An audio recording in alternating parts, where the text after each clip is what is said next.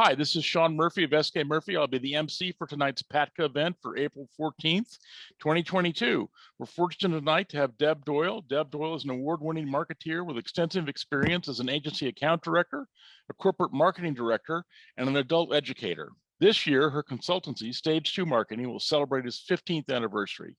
Deb helped introduce the first camera phone into the US, increased channel revenue for a global medical device company by $20 million, and led sales and profits for her regional national restaurant chain clients. She likes to make an impact. Deb has a BA in English literature from Penn State University. She's also a fiber artist, a book lover, chef, hiker, and a reformed horsewoman. Deb.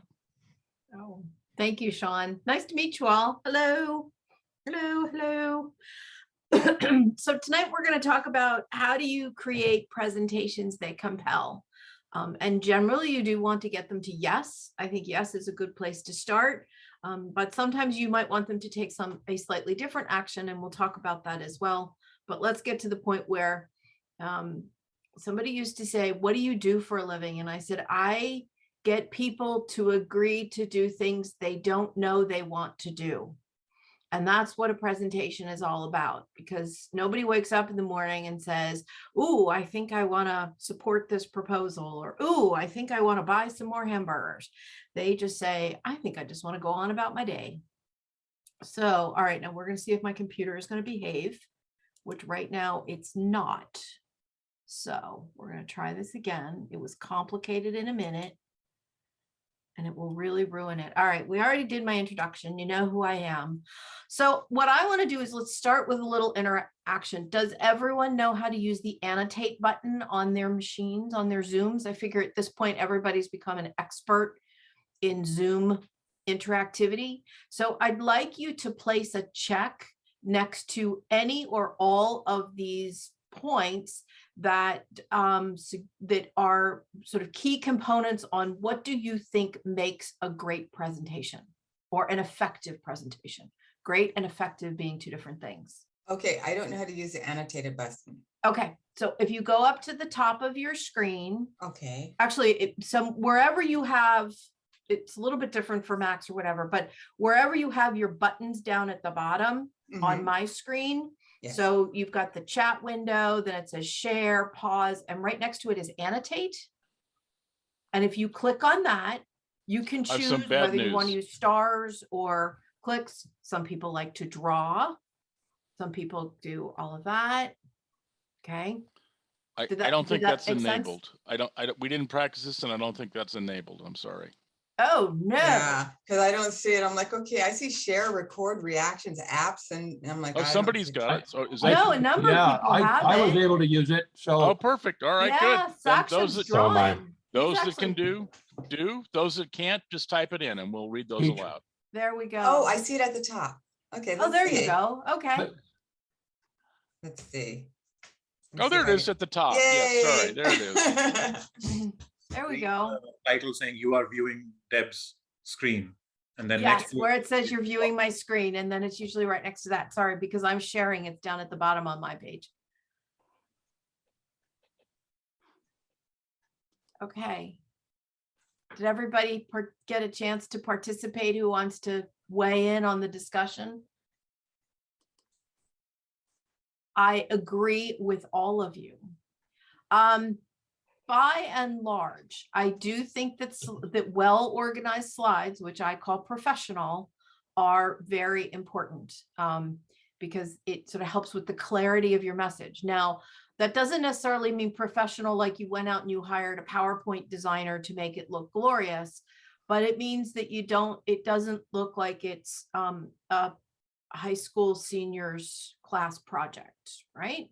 So I love how many people have talked about clarity being important, focused message being important. The call to action is perhaps the biggest one. The whole idea of getting someone to yes is you have to ask them to say yes, right? Somebody said to me a long time ago, I don't know if it's relevant to this, but I use it all the time. If you go into a kitchen and like a professional kitchen, and you say, will someone take out the trash? No one's going to take out the trash. because everybody thinks that everybody else is going to take out the trash. But if I walk in and I say, Connor, your job tonight is to take out the trash, Connor's going to take out the trash.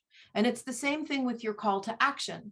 If you just sort of leave it hanging, like there's this great message that you've delivered, then they're going to walk away and say, okay, I don't know what I'm supposed to do. So you always want to make sure that you end with what do you do with this information?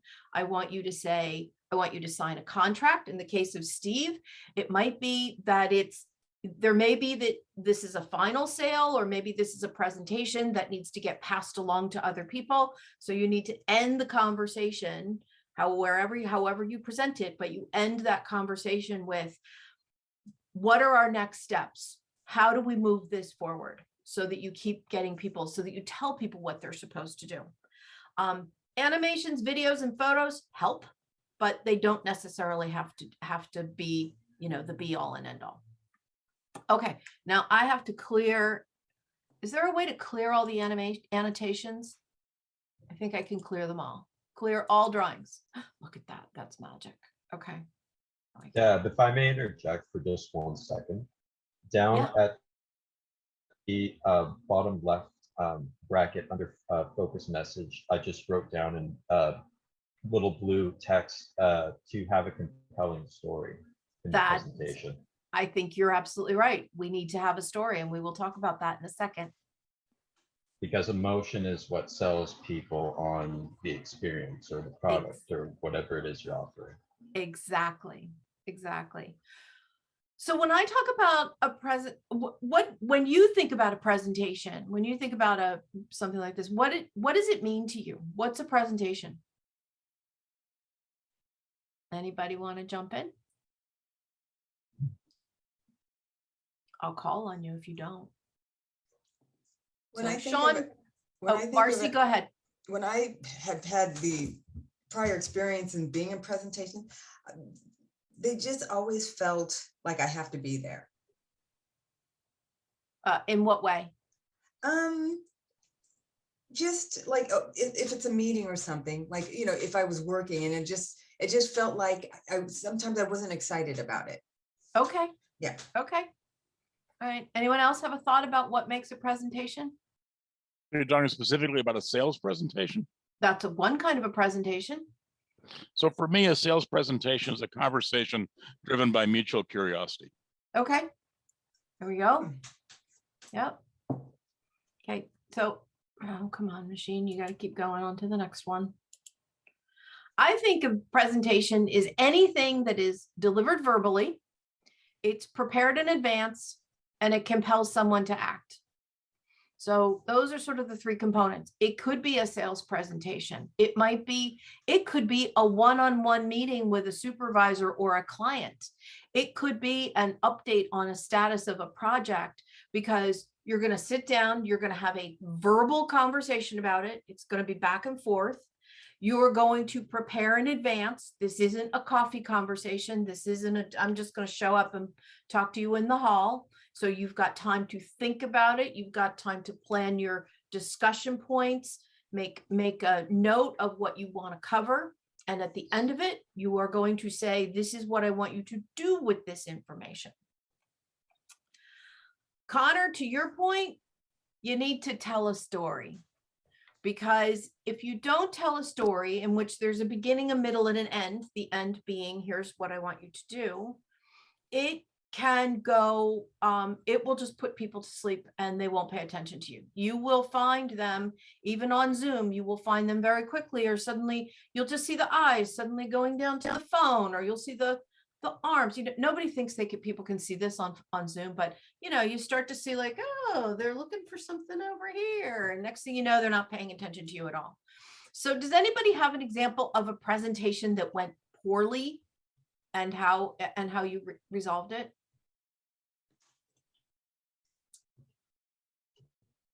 I had one. I'm old enough that some of you will remember, many of you will not.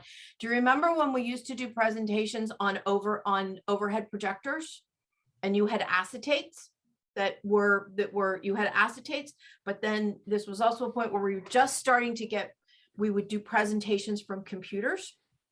And I was actually presenting the annual marketing plan to my client, which was McDonald's restaurants at the time. I had an audience of about 30 people that I was presenting to, and the computer died. And there was no more, the entire presentation was on the computer and it was gone. And because we were transitioning away from overhead projectors to computers, we had forgotten to bring a backup set of slides that we could have used on that overhead projector. So what I had to do was basically take my printout of it and stand in front of these 30 people and give this presentation. And as I'm talking to them about ROIs and impact, I would like hold up an 8.5 by 11 piece of paper. And I'd say, I know you can't read this chart because it's way too small, but just trust me, the line goes like that. If you do what I want you to do, it's going to go like that. And that was I think it was a 2.5 hour presentation that became a totally ad-libbed event. That was a presentation in my world that went wrong. Anybody else got an example of a presentation that didn't go the way you wanted it to?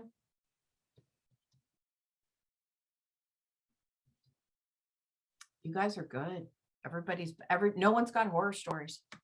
Okay, so the things that make presentations bad, where they're horrible, is they start off and they're very scattered. I know somebody, again, Connor wrote down compelling story. We talked about having a clear message. How many times have you sat in a meeting and someone has presented to you and that just sort of feels like they're grabbing at straws? And that doesn't feel like it's just sort of all over the place. And we're talking about this, and then the next thing we're over here. And, oh, that's right, I forgot to tell you about this other thing that I talked about. And so it's very scattered, which makes it hard for your audience to concentrate on what you want to say. They're so busy trying to follow your conversation that they're not listening to the message. It's like listening to someone who's just babbling on the street. Too much information. One of the biggest problems that I see, whatever you're presenting, you're very excited about it. You've got lots of information about it, but your audience doesn't need to know everything. They need to know just enough information to get to yes. You need to have the answers to all the questions in the back of your head so you can answer that, but you don't have to tell them everything all at once. You also want to be aware of time. So you don't want to make it so that you spend so much time on like the front setup of your presentation and you know that you've only got 15 minutes and the actual meat and the ask you had when you practiced it at home, you had 15 minutes for that part of the meeting. And all of a sudden you've been so interested in the front part and you got a little distracted. And all of a sudden you're like, oh my God, I'm at the end of the meeting and I forgot to ask for my thing. So poor use of time. You want to be able to know what your time is going. As an example, I've got right in front of me, my computer, my little phone is right here and it's got a timer on here. So I can track how I'm doing. So I know if I need to speed up a little bit or slow down a little bit. A bad use of materials, a poor use of materials. You've got slides, you've got animations, you can bring props, you can do whatever you want to be able to use them correctly and use them for their maximum benefit. Zoom has introduced most of us to a whole new way of presenting. I've actually been using Zoom for about 8 years. So when everybody else started using Zoom, it actually made my life easier because I didn't have to explain it to everyone again. But, you know, previously when you were in a meeting, you had the opportunity to do some really interactive things that were physical. Now we do interactive things that are all digital because you're all here on the screen. So you want to make sure use of your materials, and you need to have a clear objective. People need to understand when you sit down, why are they there? How many of you, show of hands, again, back in for those who aren't too familiar, go down into the reactions section. Raise your hand if you've been in a meeting where you've walked out of it and you said, I have no idea what we just talked about or why I was here. Okay, Connor's got a hand up. Christine's got a hand up. I'm seeing a bunch of hands, lots of hands actually. Okay, yeah, that's a bad presentation because if you do that too many times, people aren't going to pay attention to you when you come in. So you want to have a clear objective. And now the last thing that makes it a bad presentation, it sort of goes back into too much information, is you're focused on what you want to say, not what they need to hear. So going back to that example of too much information, you've got some information that's really important to you and you're excited about it, and you know all kinds of details, and you know all kinds of bits and sides and all kinds of great stuff about it, but you are only talking about what you need. You're not talking about what they need. And at the end of the day, you convince someone, Connor said at the beginning, you convince someone with an emotional connection to them. Well, the reason why you get to that emotional connection is because you're actually telling them how they're going to be successful when they do what you want them to do. It's all about them. It's not about you. All right. So how do you do it? Now, I usually get started by saying, where do we want to end up? What do we want them to do? Do we want them to approve something? We've got, Steve said he's got some contracts that are out there. He definitely wants some approvals, an approval or a push it forward to the next level of approval. Sometimes you want support. So say you're going to a client and you're running into some roadblocks and you need them either to support a recommendation that you're making to a wider audience. In the case of a roadblock, you might be asking them to run interference. Help me remove this roadblock. You may also want to educate or enlighten them, educating them being, I'm giving you background materials so that you can think about this for a while. I'm going to come back to you in a week with a recommendation that's based on this, but I know that you need to have some time to sort of consider what's going on. I do not think of inform as a good goal, because I think informing, it just sort of lays there on the table. Informing is what you do when you call your mother on Sunday. You tell her what happened during the week, okay? That's not really a good presentation. That's not really a good use of time. The other thing you want to remember is that as humans, it is part of our nature to do things. And there's a bunch of men in here. And if anybody read the Men Are From Mars, Women Are From Venus, yeah, I did get that right. The one thing that I have found is held true is particularly in the case of men, if you put a problem in front of them or you put a thing in front of them, they want to fix it. So if you just say, I'm informing you of this problem and someone's nature is to fix it, they're going to come up with a way to fix it. That might not be the way you wanted to fix it. It might not be the way you wanted the conversation to go forward. So if you just say you're going to inform someone, you're actually moving yourself away from the power seat. You are putting the message in their hands and you want to hold on to it. You want to control the conversation to get them to do what you want them to do, not necessarily have them go wander off and say, oh, well, I'll just like run this up the flagpole. And maybe it wasn't ready to go there. Okay. You really want to consider your audience, whether you are having a one-on-one conversation or whether you're speaking to an audience of 300, it's a different experience. And it's going to be a different type of conversation. Speaking to someone in front of 300, you're probably going to be a lot more scripted. You may, rehearse it several times. You probably will. You want to rehearse it on a big stage. Has anyone presented on a large stage before to a large group like that? Show of hands. I see a couple hands. I see a couple hands. It's a very different experience than sitting down in a conference room or sitting in an office or even sitting in a coffee shop and having more of a one-on-one or a 1-to-5 conversation. One is very intimate. You're going to open it up to make it more of a conversation. The other is, again, highly scripted, no questions. They come at the end or they come with somebody wandering around with a microphone. So you want to understand your audience and tailor your presentation as a result of it. When I start the presentation, I like to start. So first of all, I start with what do I want them to do? What's the end goal? And then the next thing I do is I'll make I'm big on lists, by the way. Before I even start writing anything or really thinking about anything, I make all kinds of lists and I have big whiteboards. all over the place, and I write all over the whiteboards. What do they need to know? So I said at the beginning, it's all about them.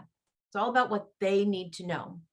So the first thing you want to think about is what do they need in order to answer the questions that you want, in order to get to what you want them to do.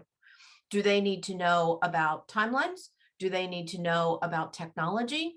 Do they need to know about impact and ROIs? Do they need to know, what is it that they need to know? Do they need to know legal implications or legal risks or any of those kinds of things? But you want to make a list of what are the things that they need to be aware of in order to say yes. All of those things pretty much go in the presentation. They go in there because you want to make sure that you talk about that. I chose this example because I think it's a reason I use it as an example. We all know that new cars now have the little sensors in there so that they tell you when you're about to have a fender bender. You know, they do the little beep beep thing, and they tell you that you're about to, the garage door is about to come down on your car. There is an amazing amount of technology that's in that sensor. I have no idea what it is. I am not an engineer. As Sean said at the beginning, I was an English major. Talk to me about Shakespeare. Don't talk to me about engineering. But I know that there's a whole lot of really cool engineering stuff that's inside of that. But if you will notice, when car companies sell that feature, they don't talk about the engineering. What they talk about is it's going to prevent a fender bender. It's going to stop you from running over your dog. It's going to stop the garage door from falling down on your brand new car. It's the benefit that it's going to provide. And that's what a car purchaser needs to know in order to say, oh, I want a car that's going to be able to do that. The OnStar system, same kind of thing. They don't talk about the technology in the OnStar system, which I'm sure is very elegant and lovely. What they talk about is if it's a dark, stormy, rainy night and your car broke down, we're going to be able to dial in and save you and rescue you. They're selling safety as opposed to engineering. So think about your audience and think about what they need to know. Many of you are engineers and you're dealing with very technical subjects. So it may be that your audience does need technical information, but they might not need all of it. They might just need the surface. The other thing is you don't necessarily want to tell them all of the technology because you want them to buy from you. Don't give away the secret sauce yet. Just give them a little taste of it. So we start with what do they need to know? Then I make lists. Then we'll prioritize it. What are the most important things they need to know? What is the nice to know? What is the, yeah, they might ask about it. And then I always make a list of both the rational and the emotional benefits. You also want to take into account what risk are you asking them to assume? If you're asking someone to champion a new idea within an organization, that might be a fairly low risk. But I don't know what Stephen's presentations are about, but let's say that you're about to propose to a client that they're going to sign a $500,000 deal with you to do something. Well, that's a fair amount of money. And a couple of you have said at the beginning that you work with startups. For a startup, that's an astronomical amount of money. And they're going to be very cautious about it. So if you're asking them in signing with you is going to feel like a very risky behavior for them, you need to create a cocoon of safety as you talk about it. You need to sort of constantly reinforce that this is the right thing to, why this is the right thing to do. You can't just say it's the right thing to do, but why is this the right thing to do? Why is this investment going to pay off for them? Why is it going to be safe? They used to say that in business to business advertising, there are two motivators. I want to get promoted and I don't want to get fired. So there's success and fear. And you want to if you want to make sure that you're going to mitigate the fear side of it so that they can focus on the success side of it. Because at the end of the day, you want your client to say, oh, I really need to work with Sean's organization because my startup's never going to get off the ground unless I have him in my corner. Okay. So going into emotional versus rational benefits. How many of you own more than one watch? Come on, hands up. Anybody own more than one watch? It's a big thing. It's like, yeah, Julia's laughing, Connor's laughing. I'm seeing some other names that are up there. Okay. How many of you need another watch? Oh, Perry, you need another watch. Good for you. The fact is, you probably don't need another watch. In fact, I've noticed that the thing about one of the real switches in men's fashion is that watches don't even take time. Do we have any Warriors fans here? Any Warriors fans in the group? Yeah, go Warriors. Anyway, Andre Iguodala is a huge watch guy. He wears them as jewelry all the time, and he has beautiful, beautiful watches. He also purposely makes sure that they don't tell the correct time because he's wearing them as jewelry. They're not as timekeepers. He has a phone for that. So anyway, he doesn't need another watch, but he wants another watch. The fact is, we buy with our heads and we justify, or sorry, the other way around. We buy with our hearts and we justify with our heads. So you don't need another watch, but you look at it and your heart says, oh no, that's a really beautiful watch. I really need it. So they will, so they'll say, yeah, I need to do that. But then you say, well, it doesn't quite go with the other. This one is different from the other ones I have. It doesn't go with that other outfit. It's going to look really great when I use it on this particular thing. And this is more sporty than the other ones I have. I can wear it, blah, blah, blah, blah. You know what? That's all garbage. At the end of the day, your heart says, no, I want a new watch. It's a beautiful thing. So that's what people do. They buy with their hearts and they rationalize with their head. I just showed you an example of what happens in a retail setting. I could have done it with shoes too. I usually use shoes because that's my soft spot. However, in business to business, which is where we're doing, we still need to look at the same thing. We still need to be presenting to their hearts. They're going to buy from people they trust. They're going to buy from people that understand their business and that they believe are going to make them more successful. So your presentation probably needs to consider some rational benefits to hit to the head side. So that's going to include things like your qualifications, your SMART goals for the project, perhaps some historical results or some benchmarks. What might the timelines be? Again, it all depends on the project. The budget, the ROI, all of those are very black and white. Those are just what they are. But what you really want to have them remember and have them walk away with is, first of all, what's the experience like doing business with you? Was it a fun? Are you confident? Are you credible? Was it enjoyable? Did you feel like you connected with each other at a conversational level? Did you listen, or did you just talk the whole time? You want to help them envision the future state. If they do business with you, what is the magic that's going to happen? What is the glory that's going to come as a result of doing business with you?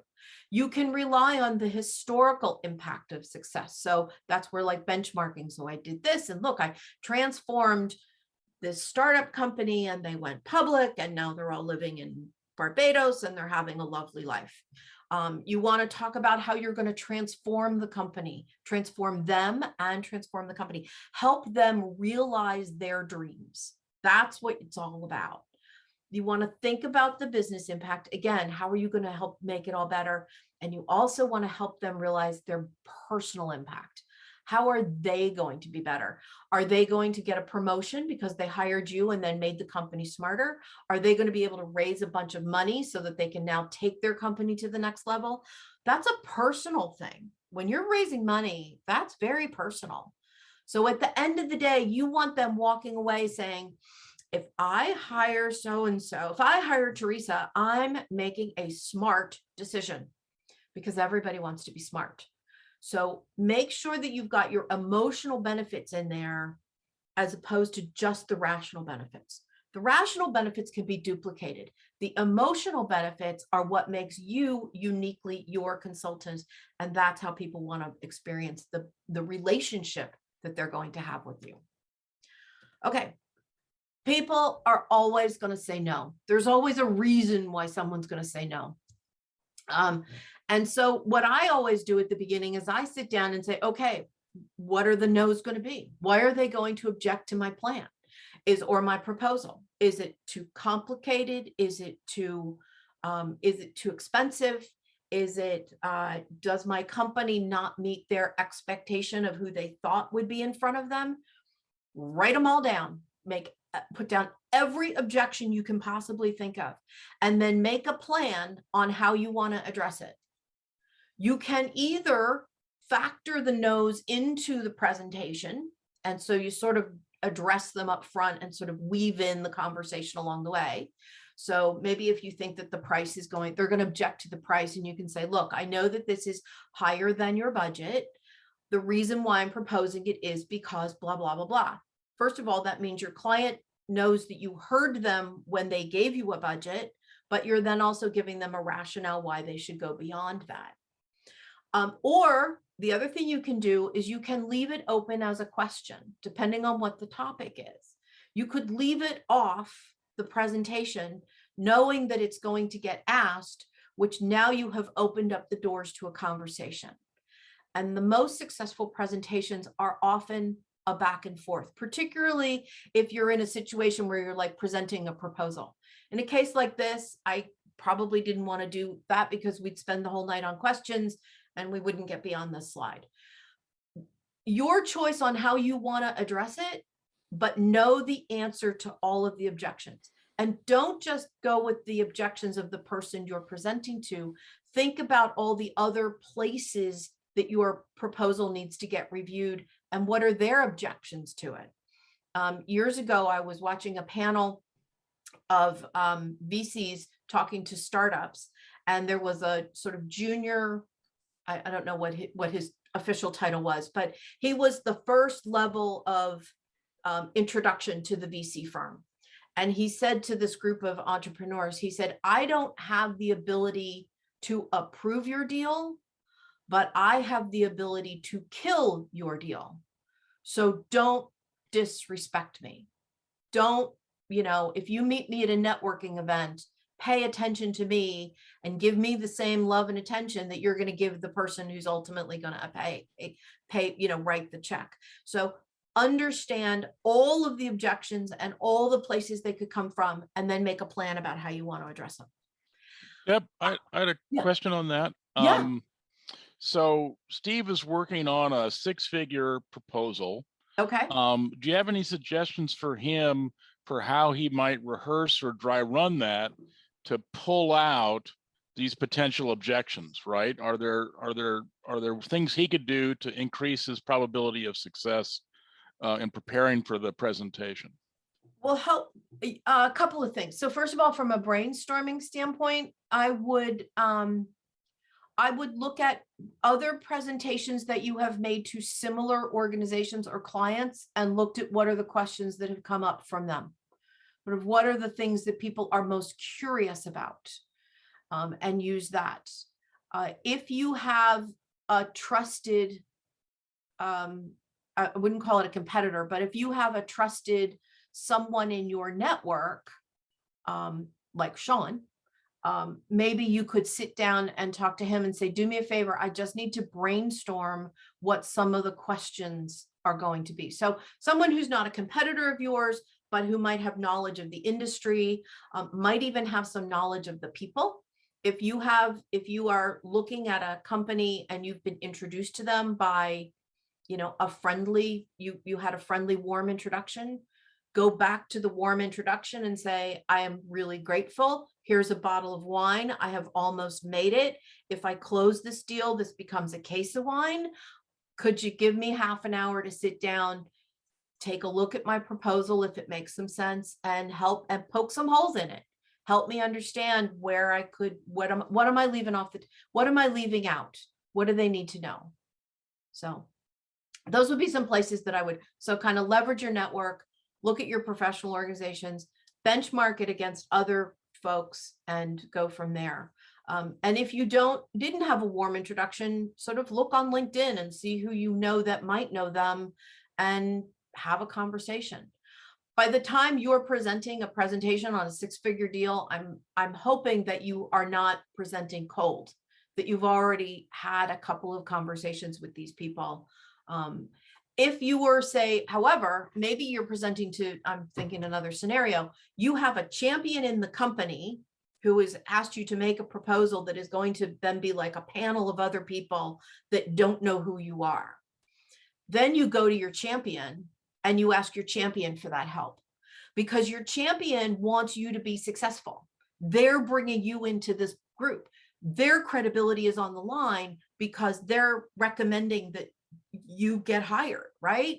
So you can go to them and say, if, you know, as long as they're available for that, can you poke some holes? What are the things I need to address in my presentation, or that I don't want to get, you know, surprised? Is there anything I need to know? What are the personalities about?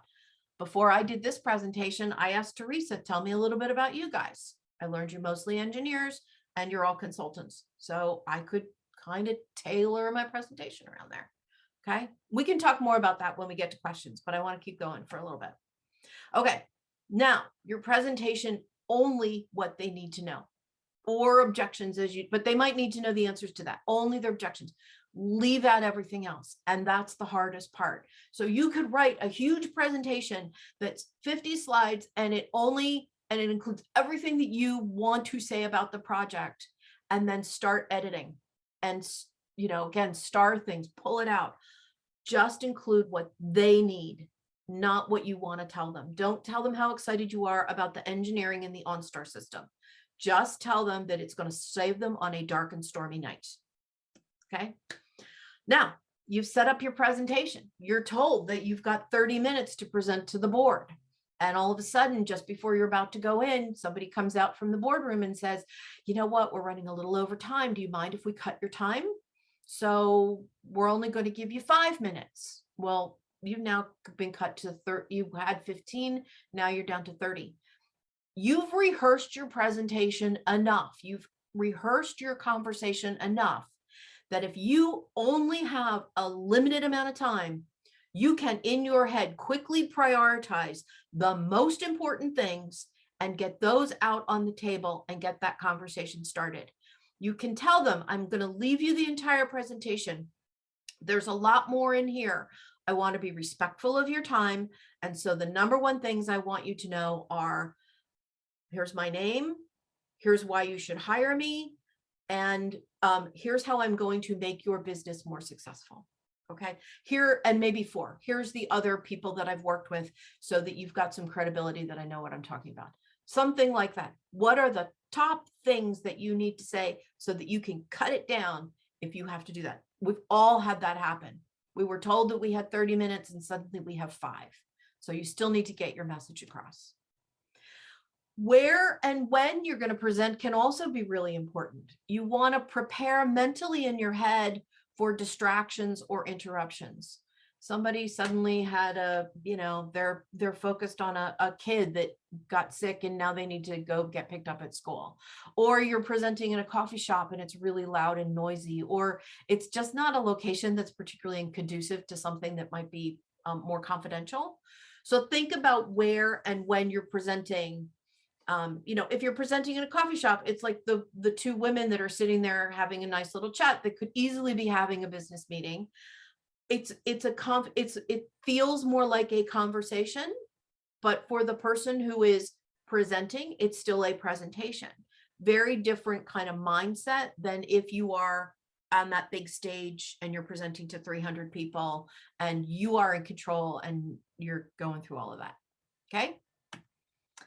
And then last but not least, as I said, you want to make sure that you ask for the sale and make it simple. Don't make it complicated. Just tell them, here's what happens, what success looks like. Steve, you're going to tell them that they're going to sign the contract, and when can we get contracts underway and schedule our kickoff meeting? Okay. You're going to tailor it obviously to your own style, but ask for the sale, ask for them at the end. What are you going to do? And make it easy for them to say yes. Don't hide it. Don't like, well, you know, it'd be really great if we could work together. And, you know, I don't know if you're ready to move forward. And, you know, no, say it confidently. Ask for what you want them to do. Here's what I need you to do. Here's this information. I am facing a roadblock in conducting this project that I am doing for you, the roadblock is X. If I were queen for the day, this is how I would resolve it. You might perhaps have another way to resolve it. I'd like to talk about it right now, but when we come away with it, we're going to have a plan of action, which in this case would be asking for the sale, on how we're going to get rid of the roadblock. Okay, make it simple, make it. Otherwise, as I said at the beginning, they'll make up their own decision, and that might not be the way you want it to go. So that's what I got. Questions? And I think I'm pretty good on time. Yeah, no, you're very good. No, you're very good. No, this was quite good. A lot chunked in. So here we go. I see a bunch of things in the chat. Steve, Sean, will you ask the questions, or people? No, can raise so their that hand? was stuff people typed in. I don't think there's any questions in the Okay. I did, Steve put a backgrounder in there that I did ask you as we went. Here we go. Let's see. We up the dry run. Yep. Use the extra slides if you need them. Proposing to several Fortune 500s that they use their services. Congratulations. That's very exciting. I hope you get it. No questions? It's a quiet audience.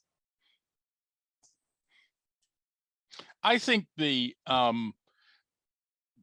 it's the first time you're giving the presentation for a sales pitch, right? So I think the thing that I see that I always have to force myself to do is to put the here's how we get started slide in there, because it feels like you're almost going to jinx it if you assume, do the assumptive close thing.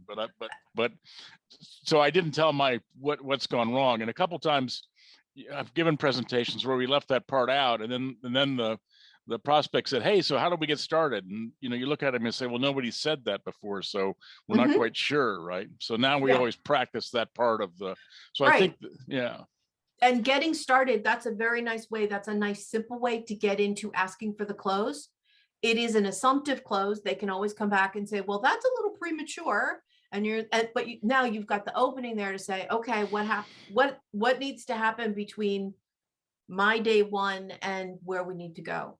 Steve, I also just thought of something else to think about as you're thinking about this, not necessarily related to the presentation, but so you've got a 6-figure investment for your company in an electronics recycler. One thing you might want to think about is a 6-figure investment may be a huge amount of money for you. All right.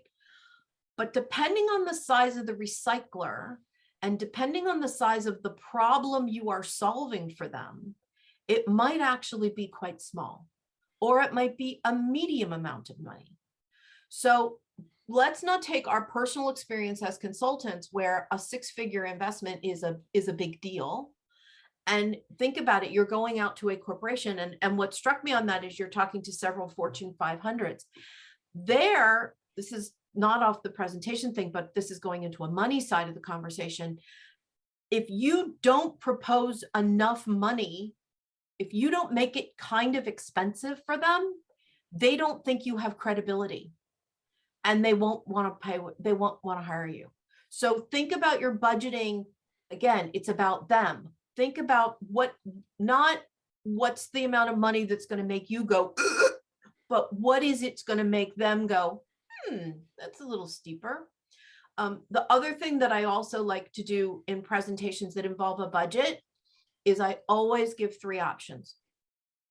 No more than 3, but I like to give 3 options. There's here's the bare bones that you can get away with to make the job successful. And that's kind of the lowest amount of money you would accept to do the job. Here's the one that's closest to what you decided you told me you wanted to do. And then here's the thing that's really going to take you to the moon. Okay, this is what you should really be doing. Teresa, in your particular case, there's people who come to you and say, "I want to build a website and I want to build a WordPress website." That's a project that could cost anywhere from $1,500 to $50,000. And depending on their budgets, depending on what they're looking for. So for $1,500, you get this. In order to make the presentation that's going to sort of get you beyond number 2, that's going to be maybe $5,000. But in order to make your company look established and credible and probably bigger and more successful than it really is, Because for a startup, sometimes it's a matter of, how do you got to fake it to look like you're bigger than you might be. That's going to cost you that much more. And the reason why you want to go with that is because it's going to make you look this, and this. Again, you're going to appear more successful. So when you go out looking for customers, looking for financing, all of those kinds of things, you're going to look a little more successful than if you just say, hey, here I am, and it's Deb's store, and you should just give me a bunch of money. Okay, now let's see. Oh, there we go. 3 options with it. There we go. Yep. I guess I had one other, just to amplify on your making it about them. I think it's a good idea to show when that impact occurs and anchor it on that, because if you focus on them writing the check, that's not really an accomplishment for them. In other words, that date can move around. It's the date of impact or value realization, or I think that's it's another one of those bitter fruit of experience kind of things. That's a really good point, is you want to build into your presentations. Again, this is, you're going to show them how you're going to be successful. Have some benchmarks in. So when are you going to start to find when are you going to start to feel the benefit? When are you going to really feel the benefit? And then when are you going to get Salesman of the Year prizes, whatever? And depending on what you do, that can be a little challenging, because sometimes if you're working on a project that, is kind of a years-long project, it might be that there's a fair amount of work that goes in at the beginning before there's any sort of tangible outcome. That's why if the first part of your presentation is about kind of due diligence and competitive, I'm in marketing. So the first thing I want to do is a lot of deep dive. I want to learn about the company. I want to interview people. I want to look at competitors. I'm basically going to do I want a 360 review of who you are. But at the end of that, you're going to write a report. And again, the presentation would be presenting that report, and it's presented in a way of not only was these my findings, but there could be some insights that the client had not seen or considered before, because they're looking at it very internally. They're not looking at it from I think the best line I heard recently from a client was, he said, "It's amazing what people say about your company when you're not in the room." I'm like, yes, indeed. And that's why you never ask salespeople for what do customers think about our project, about our company, because you're never going to get a real answer. So, and I said, that's true. Nobody wants to tell someone they have an ugly baby. So you're not going to hear it. So as coming in as a consultant, I'm going to give them some of that feedback. They may not have heard it, but I've done my research. And that's the first tangible benefit they have. Now you can use that information to do whatever. So Steve, you've got this proposal pending. Any other questions for Deb here before we wrap?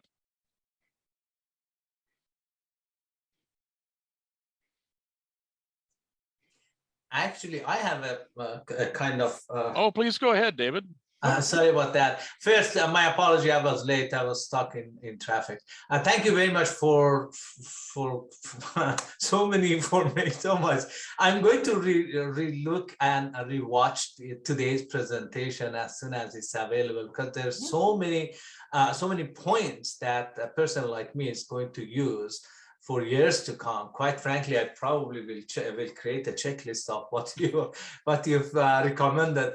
For myself, I've had probably about 500-600 hours of workshops and trainings that I've gone through. However, my biggest problem is the information. My background is technology, as you said. The information and the amount of information, especially, and even when I'm presenting to prospect buyers, is overwhelming, because it just keeps coming. They ask me question, I give them answer, and that's this consulting mind kicking me in every part of my body to provide every answer that they're looking for. And that works against me. Any suggestion on that, Deb? So I think need to know so then this, it sounds like there's a couple of things. It sounds like there's, one might be a time management issue, in which case you say to them, and Sean and I talked about this at the beginning. Do you want to take questions throughout, or do you want to hold questions to the end?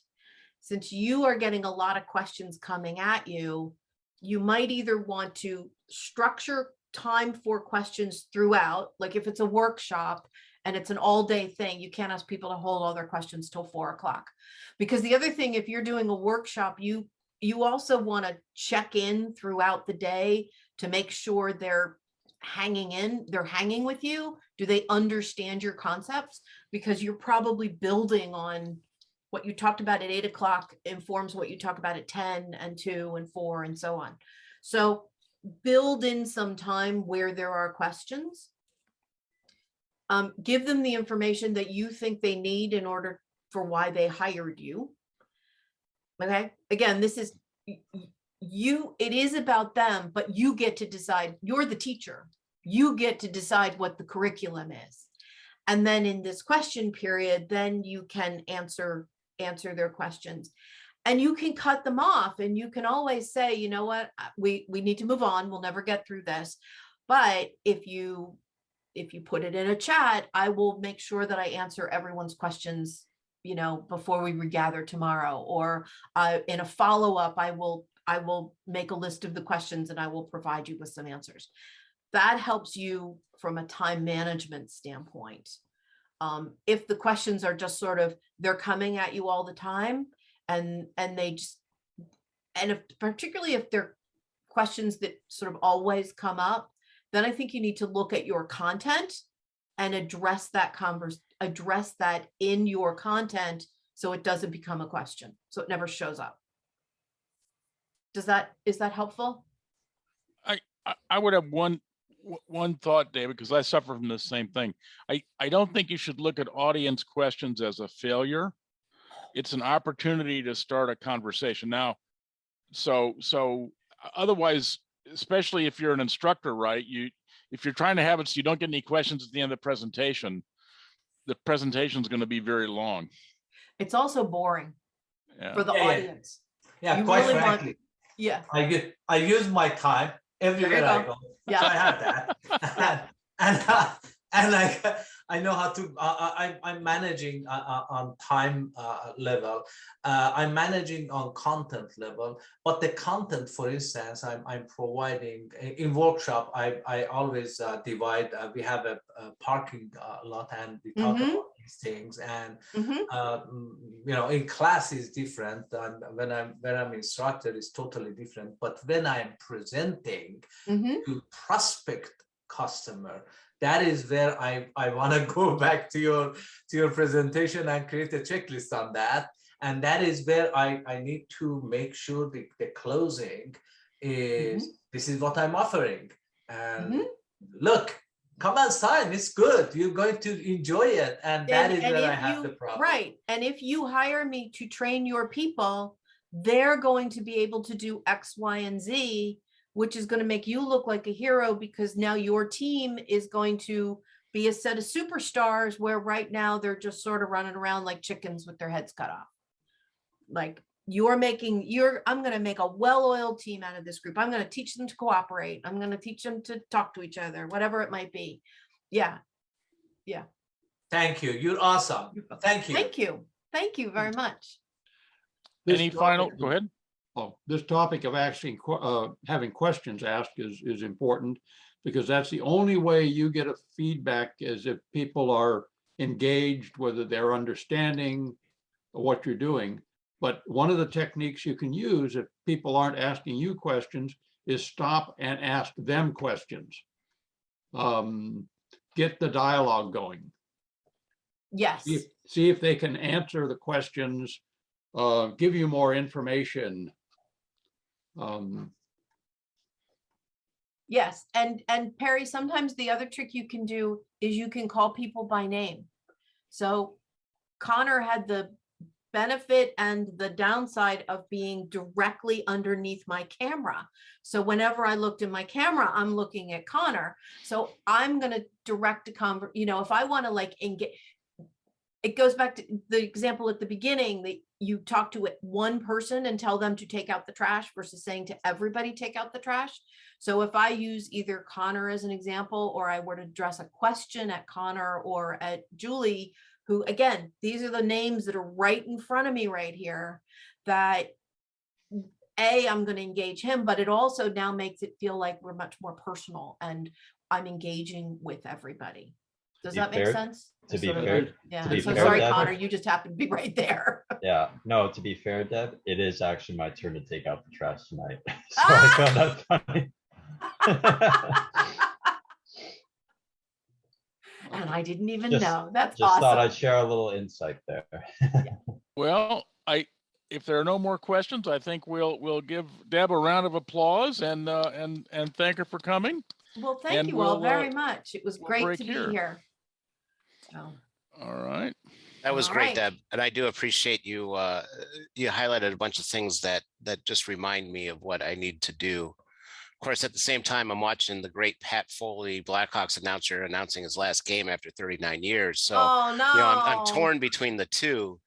I'm glad I This kept was your great. attention. And I will be looking at the replay. I will tell you that there is a great, one of my, I would call him a mentor. He was really, really helpful in helping me sort of refine presentations, sales presentations in particular, is a guy named David A. Fields.